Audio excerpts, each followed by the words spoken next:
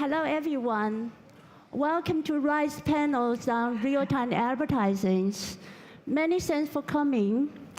I am Chen, a contributing correspondent of Forbes magazine, who for many years has covered Asia and China. And I'm going to be the moderator for today's panel. I know we are going to have an interesting conversation today discussing how advertising, like many industries these days, is moving towards an on-demand model, with campaigns being churned out over a 24-hour period. We will explore the advantages of moving toward these models, if there's any. And especially for an industry that is typically has delivered sourceful, well-crafted messages. First, please allow me to introduce my panelists. On my right is Deirdre McGlashan, the Global Chief Technology Officer of MediaCom, a media agency of the WPP Group, which, as you may know, is one of the advertising industry's big four. And sitting next to her is Huang, founder and CEO of iPingU, a 9-year-old Chinese technology company based in Beijing and specializing in programmatic buying for the advertising industry. Welcome to you both. Thank you. And thank you for coming. Before we get started in earnest, I'd like to know how many of you in the audience already know what real-time advertising is. For anyone who already knows what real-time advertising is about, please raise your hands. Quite a few, huh? I see some of you already know and some don't. So Deirdre and Grace, would you please help us out here, give us a 1-minute definition about real-time advertising. Then we can be all on the same page. Sure. For us, real-time advertising is really advertising that takes advantage of the moment. And that moment might be based on behavior or context. For example, if I'm messaging my friend and telling him my best friend just moved to Washington State, then I get advertisements that serve me perhaps discounted flights to go to Washington. Or it could be topical. So, for example, we did a project with Volkswagen 2 years ago for the World Cup to launch the golf, where we created about 200 creatives that had different golfs skinned as the different country teams. So when a goal was scored, media was deployed that showed that team scoring against the other team. So for us, it's really about taking advantage of the moment, and that might be done by a human. So I think we're all very familiar with the Oreo dunk in the dark when the Super Bowl went black for 20 minutes. Or it might be done through humans and algorithms using programmatic, such as Grace's company. Okay. Great. So I think the best way to understand real-time advertising is by comparison. I started my career as a marketer like around 20 years ago when there was no technology or data. So we do creative like for 3 months, and then we do online for another 2 months, and then we do post-campaign analysis afterwards. We adjust our strategy and we do optimization. So that takes a year.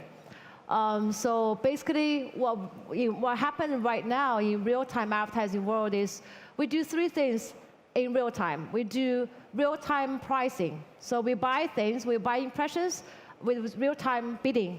So the price is determined on second level, on second. And also we do creative in a dynamic way. So all the creatives actually are created in real time. So the elements, as Deirdre mentioned, the elements of the creative can be adjusted and come up by machine in real time. Third is really we use the data to do the real-time optimization. We don't really wait 3 months after the campaign finished to do the optimization and adjustment of the strategy, but rather we do real-time adjustment and optimization on the daily basis, on the hour basis, on the minute basis. So net out of all this is we can really have deliver what advertisers always want, right? To finding the right audience at the right moment and give the audience the right message. So that is really what real-time advertising is all about. Yeah. Great, that's really helpful. Many thanks. And okay, now Deirdre, would you please begin by telling us what the major challenge you face with clients, with colleagues in this new world of advertising? I think the main challenge we face is, and Grace talked a little bit about it, is making sure that we have that creative. If we can put together all of this data, if we can find the right audience in the right moment, it's really beholden to us as an industry to ensure that we've got the right creative in front of them. So I think one of the biggest challenges is just having enough variations of the creative and also being able to take advantage, as Grace said, of being able to pull together creative in a dynamic way. It's a different way of thinking, but it's so powerful when we can do it right. And Grace? Yeah, I think the challenge for me is two facets because I'm a founder of the company. So as a startup, I think we were entering in a very new area. Like I started a company like 9 years ago. So when nobody was talking about technology and data in the whole advertising industry. So I meet investors and clients and they were like, what are talking about? Because in China at the time, everybody was only concerned about inventory, about the ad space can be seen by the boss. So that was the time where I was entering the market. So I think the biggest challenge for me was really to determine that is the right direction and convince investors, advertisers, and everybody on the publisher side, this is the right way to go. And on the business side, I think Deirdre is absolutely right.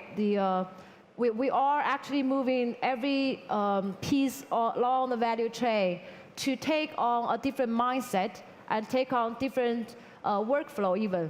So everybody has to be able to leverage the technology we develop so that they can really bring out the value of the whole programmatic buying and see the value.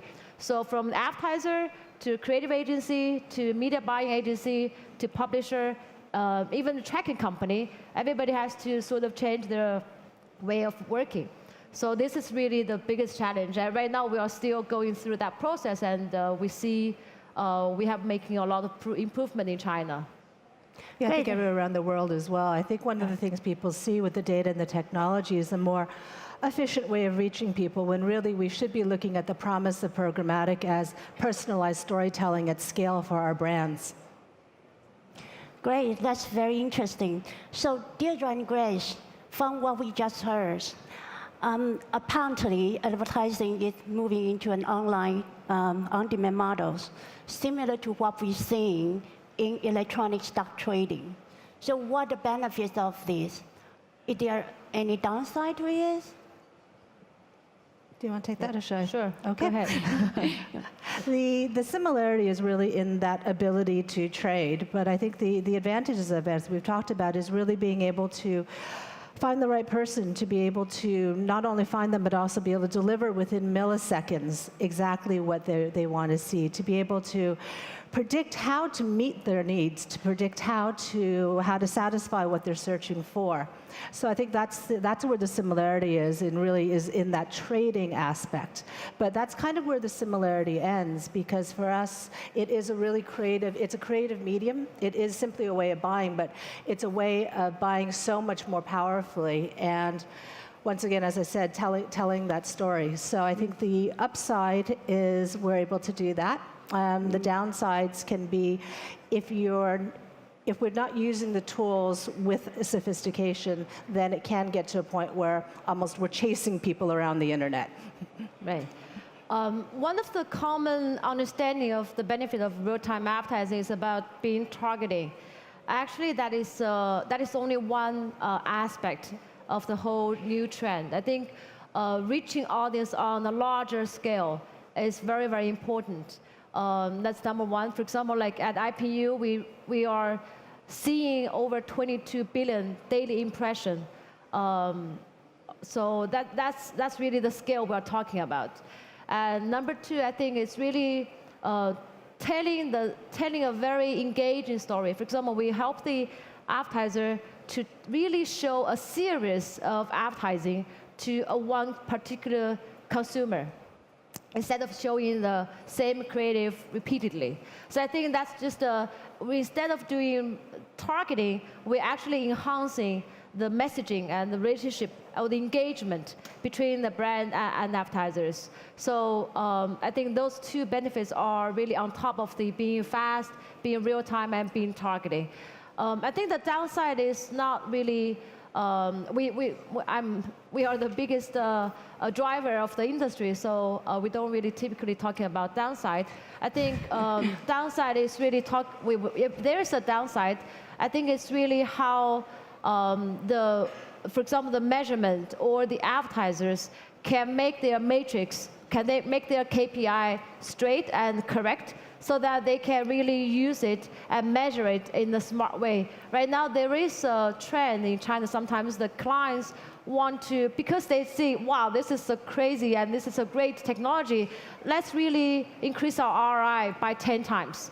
So I think that's, if you're talking about downside, I think the wrong perception of the technology and or overestimation of the power of the technology can sometimes change the KPI or mindset of advertiser, which in result will probably affect the whole industry. So I think that will be one downside. So one of the things we are trying to do is to educate the clients to make the right KPI and to use the right matrix to measure the performance of the digital advertising.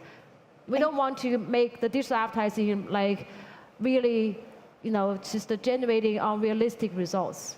But how do you make the most of the data available for you to reach intended consumers? I think I can jump on this question.